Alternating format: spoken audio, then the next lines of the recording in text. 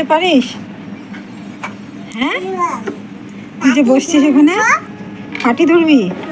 কোথায় পাটি? ও, ওখান থেকে কতগুলো পাটি সেলাই করবি? 10টা। বাবার সঙ্গে সেলাই করবি? তাহলে তো আমার আর ধরতে হবে না, আমি ধরবো? তুই ধরতে পারবি? তাহলে কর, বাবা আর ছেলে মিলে পাটি সেলাই করো। কিভাবে ধরতে হয় ওরকম করে? করো, খুব ভালো। রেডি করে নিয়ে আগে আগে মেশিনটা রেডি করতে হবে না? হ্যাঁ, রেডি হোক তারপরে।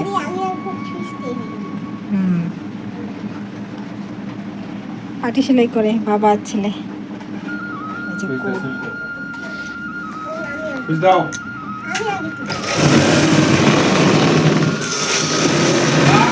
এই বেশি কি হয়ে যাবে বাবা? কি করছো তুমি? ওখানে ওখানে টিপবা না।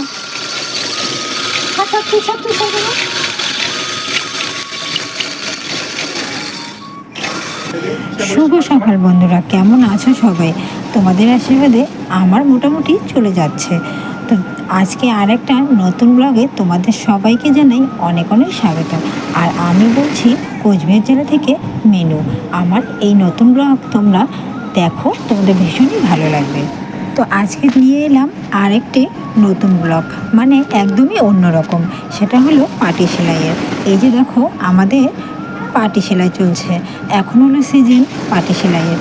তো এখনের থেকে শীতের কালে সবসময় পাটিটা বেশি সেলাই হয়, কিন্তু এখন সেরকম সেলাই হয় না। তবুও মাঝে মাঝে 4টে 5টে 10টা 20টা এরকম চলে আসে। তো এখন হয়তো কোনো মেলা আছে, এই পাটিগুলো কিন্তু আমরা বানাই না।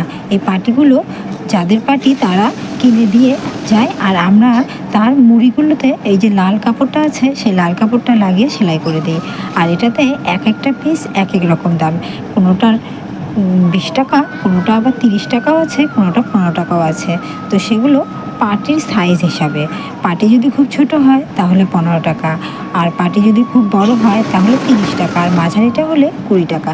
এরকম করে দিয়ে যায়। বসে থেকে কি লাভ বলো? যা আসে তাতেই লাভ। আর আমার বর তো এমনিতে প্যান্ট শার্ট সেলাই করে, আর এই পাটির কাজগুলো আমার বর খুব ভালো পারে। তো সেই জন্য কাস্টমাররা ওকে ছাড়তে চায় না, ও নিতেই চায় না যে এগুলোতে আমার পোষায় না সেরকম, কিন্তু কাস্টমাররা ছাড়তে চায় না। ওর হাতের কাজ এতটাই ওদের পছন্দ। আর সবাই পাটির কাজটা ভালো করতেও পারে না। পাটির কাজ সেলাই করতে দুজন লাগে, একজন পিছন থেকে টেনে ধরতে হয় আর একজন সেলাই করতে হয়। না হলে পাটি তো অনেকটা বড় না, একদম তেড়া বাঁকা হয়ে যায়। তাহলে তো পাটি কোনো সাইডে যদি তেড়া হয়, কোনো সাইডে যদি সোজা হয়, তাহলে তো পাটি বিছানায় বাঁধলে একদমই ভালো লাগবে না। আর একবার যদি মুড়ি সেলাই হয় তাহলে পাটি কিন্তু আর টানলেও লম্বা হবে না। তো সেই জন্য পাটি সেলাইটা খুব সাবধানে করতে হয়।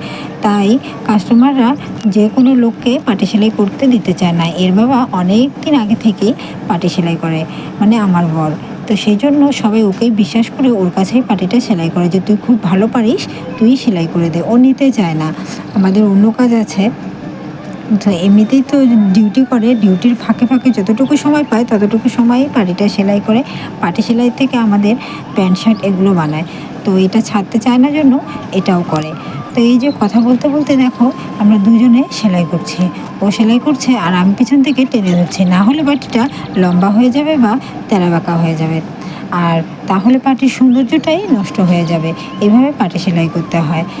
তো বসে থাকার থেকে এই টাইমে করি। আর দেখো, এদিকে আমার কিন্তু মশারির কাজও অনেক জমে আছে। যেহেতু সেলাই মেশিন আমাদের ঘরে দুটো, একটা হলো ইন্টারলক মেশিন আর একটা হলো সেলাই মেশিন। তো ইন্টারলক মেশিনেতে তো শুধু ইন্টারলকই করতে হয়, আর সেলাই মেশিনে সেলাই করতে হয়। তো সেই জন্য সেলাই মেশিন নিয়ে ও বসে পড়েছে, আমার কিন্তু মশারির কাজ লাটে উঠে আছে। তো ভাবছি আর একটা মেশিন কিনবো। তোমরা যদি ভালোবাসা দাও, তোমাদের আশীর্বাদে যদি আমি কিছু এখান থেকে উপার্জন করতে পারি, মনে অনেক স্বপ্ন আছে, সেই স্বপ্নগুলো আমি পূরণ করব। কিন্তু জানি না পূরণ করতে পারবো কি না। এখনও পর্যন্ত আমার চ্যানেলটা মনিটাইজ হয়নি। তাহলে কবে মনিটাইজ হবে, কবে আমি গুগল অ্যাডসেন্স পাবো, কবে আমি ডলার পাবো, সে নিজেও জানি না। তবে হ্যাঁ, চেষ্টা করে যাচ্ছি। বলে, সবাই বলে যে সবুরে নেয়া ফলে, তো সেরকম সবুরে নেয়া ফলার জন্যই আমি চেষ্টা করে যাচ্ছি। যদি কোনো দিন ইনকাম করতে পারি তাহলে মনের স্বপ্নগুলো সব পূরণ করব। বরের টাকায় নয়, নিজের টাকায় নিজের স্বপ্নগুলো পূরণ করতে চাই। আর এই যে দেখো, পাটিগুলো কিন্তু এভাবে সেলাই করতে হয়, দুপাশে সমান করে বসিয়ে সমানভাবে সেলাই করতে হয়। যদি নিচ থেকে ওই কাপড়ের সেলাইটা সরে যায় তাহলেও কিন্তু হবে না, খুব সাবধানে সেলাই করতে হয়, সেলাইটা যেন দেখতে সুন্দর লাগে, তাহলেই তো লোকে চয়েস করবে, তাই না? তার জন্যই কাস্টমাররা ওকে ছাড়তে চায় না। তো সেলাই করে দিচ্ছে। আর এইদিকে দেখো, আকাশ কিন্তু খুব মেঘলা হয়ে আসছে, তাই আমি জামা কাপড়গুলো তুলে নিতে চলে আসলাম।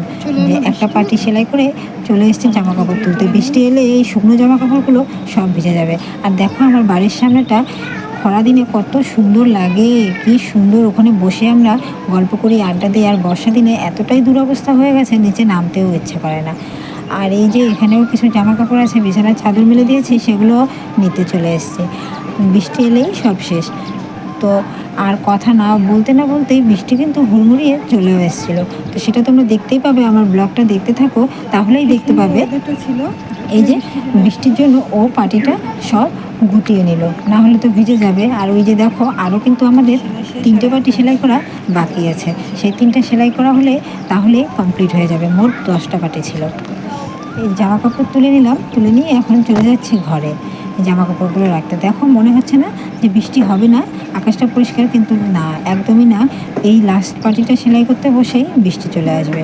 আর বৃষ্টি চলে আসলে তো খুবই অবস্থা খারাপ হয়, যেহেতু আমাদের গ্রামের বাড়ি। আর উঠোনটা দেখছো না, পরিষ্কার একদমই কিন্তু পরিষ্কার নয়। উঠোনে ওই পাটিগুলো কিন্তু নিয়ে এসে কাটতে হয়, ওর ছাট কেটে পরিষ্কার করতে হয়, সেই ছাটগুলো পড়ে আছে। আর যদি বৃষ্টি হয় ওই ছাটের উপরে, তাহলে কিন্তু একটাও উঠবে না, মাছের আঁশের মতো বসে থাকবে ওই পাকার উপরে, আর একটাও উঠবে না যতক্ষণ না সেগুলো শুকোয়। তো সেই জন্য আমি বলছি যে তাড়াতাড়ি পাটিটা সেলাই হয়ে গেলে আমি ঝাড়ুটা দিয়ে ফেলবো। তো কোনো রকমে আমি সেই আঁশের মতো পাটির ছাটগুলো কিন্তু ঝাড়ু দিয়ে তুলেছি, কিন্তু বাকিটা তুলতে পারিনি।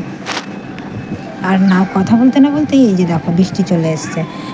যেমন কথা তেমন কাজ, বৃষ্টির আর কি দোষ, ও তো আসবেই, যেহেতু বর্ষাকাল। তো বৃষ্টি চলে এসছে।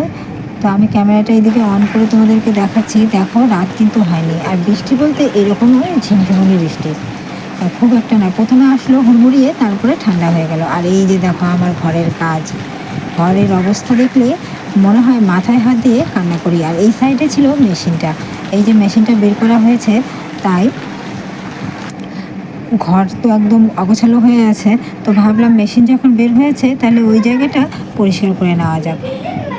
আর জানালা দিয়ে দেখাচ্ছি বাইরেটা তোমাদেরকে, দেখো।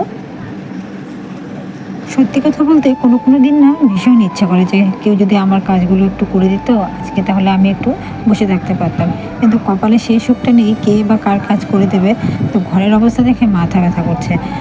মানে খাওয়া দাওয়া করে বসে পড়েছি মেশিনে, দুজনে তো সেলাই করলাম পাটি, তারপরে এখন দেখো ঘরটার এত দুরবস্থা হয়ে আছে, মানে কি বলবো, আর বলার ভাষা নেই, এত অবস্থা খারাপ। তার মধ্যে আমার ছেলে এখন এই যে কোমর বেঁধে লেগে পড়লো। তো পাটি সেলাই করতে অনেকটা সময় লেগে গেছিলো, তো তার জন্য ঘরটা একদমই পরিষ্কার করতে পারিনি। তো এখন লেগে পড়লাম জোর কদমে ঘরের কাজে। দেখো ঘরটার যা অবস্থা হয়ে আছে, এই ঘর পরিষ্কার করতে কমপক্ষেও 1 ঘন্টা লেগেই যাবে। আর মেশিনের ওই কোণারে যেখানে মেশিন রাখা থাকে, সেই কোণাটা তো সবসময় পরিষ্কার করা হয় না, যেহেতু আমার ঘর ছোট, ঘরের মধ্যেই মেশিনটা রাখতে হয়। তার জন্য আমি মেশিন যে সাইডে থাকে সেই সাইডটা পরিষ্কার করতে পারি না। এমনিতে পরিষ্কার কিন্তু করি, কিন্তু মেশিনের নিচটা ভালো করে পরিষ্কার হয় না, তাই আর দুজনে লেগে পড়লাম। মেশিনটা যেহেতু আজকে বাইরে বের করা হয়েছে, তাই ভালো করে পরিষ্কার করে নিই।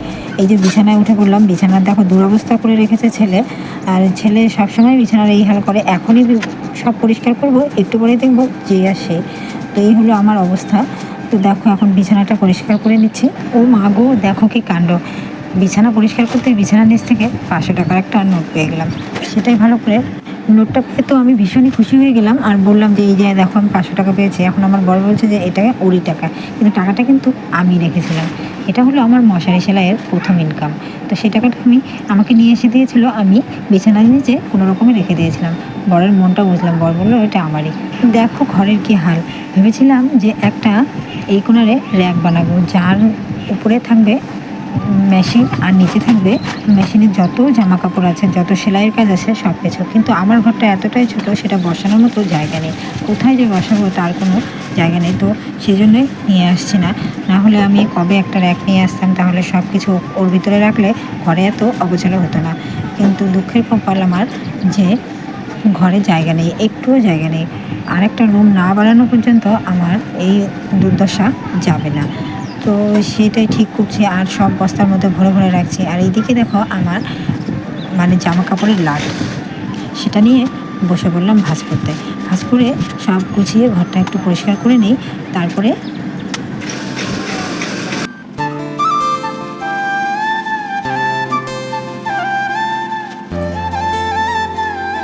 ভাগ্য ভালো বৃষ্টিটা পরে এসেছিলো, তার জন্য আমার যত জামা কাপড় ধুয়ে দিয়েছিলাম সব কিন্তু শুকিয়ে গেছে। না হলে এই যে অর্ধেক যদি শুকিয়ে থাকে তাহলে না কীরকম একটা গন্ধ হয়, আর সেগুলো পরতেও একদম ভালো লাগে না, কেমন যেন লাগে।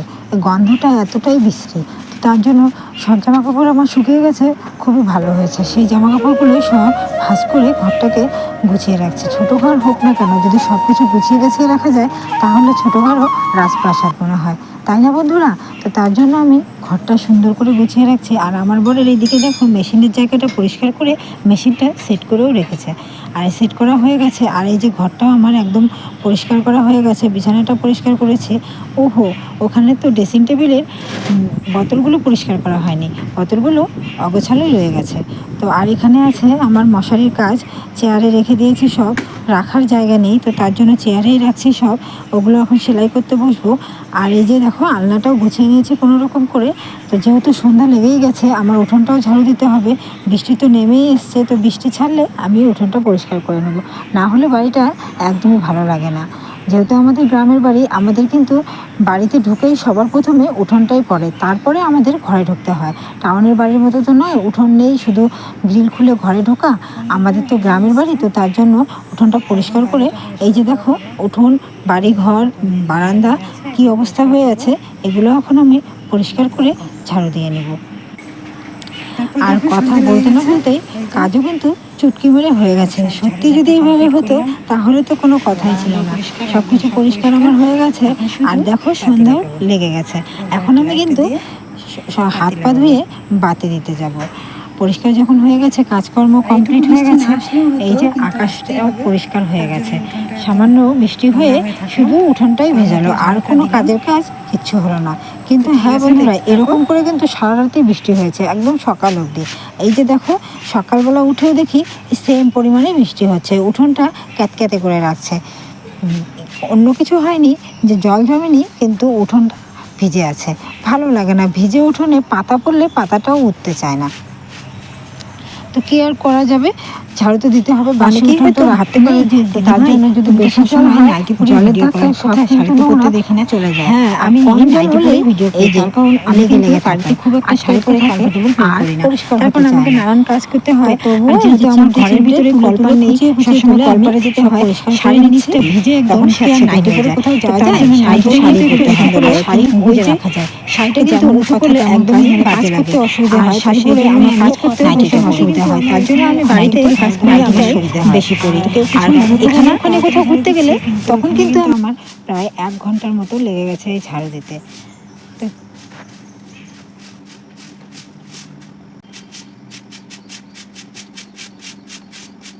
তো আজকের ব্লগটা কেমন লাগলো তোমাদের, সবাই কমেন্ট করে জানাবে।